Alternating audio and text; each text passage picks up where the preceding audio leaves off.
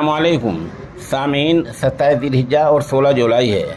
ख़बर का उन्वान है मेरठ में कांवड़ियों के मरने वालों की तादाद 6 हो गई है।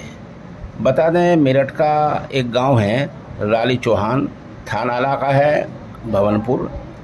राली चौहान में ये लोग हरिद्वार से जल लेकर आए थे। ये ट्रैक्टर में बैठे थे और 22 फीट ऊंची इनकी डाक कावड़ थी।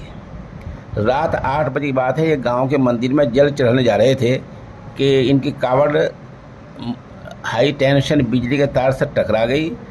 उसमें करंट तोड़ गया, जिसमें हिमांशु सैनी 14 साल, महेंद्र सैनी 45 साल, दुष्यंत 16 साल, लक्की 40 साल और मनीष 22 साल की मौत हो गई है। लोगों ने इस मामले को लेकर मुजाहरा किया है, रोड जाम किया है और इसमें 15 लोग जख्मी हुए हैं, 14-15 जो फिलहाल अस्पताल में ज़ेर इलाज हैं। वहाँ के डीएम का बयान भी आया, वो डीएम का बयान हम आपको सुनाई देते हैं। खबर के लिए जनाब राशिद कासमी हमारे राब्ते में हैं। और गांव के पास में ही वहाँ पे रोड के किनारे 11 केवी की लाइन थी, जिसमें उनके डीजे का फ्रेम टच होने की वजह से वो लोग उससे झुलसे और उनको तत्काल हॉस्पिटल ले जाया गया। हॉस्पिटल में 10 लोगों को भर्ती करवाया गया, जिनमें से 5 लोगों की मृत्यु हुई है।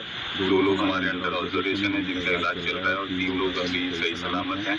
सभी हॉस्पिटल्स में डॉक्टर्स की टीम, वरिष्ठ अधिकारी तैनात किए गए हैं और लगातार उनका पर्यवेक्षण किया जा रहा है और देखा जा रहा है कि सही तरीके से सभी का इलाज हो और बाकी की कार्रवाई भी जो भी जरूरत की चीजें हैं वो सभी मुहैया करवाई जा रही है। और आगे का अपडेट जैसे भी होगा हम लोग आपको के करीब रौली चौहान गाँव जनपद मेरठ के जो थाना बावनपुर अंतर्गत आता है।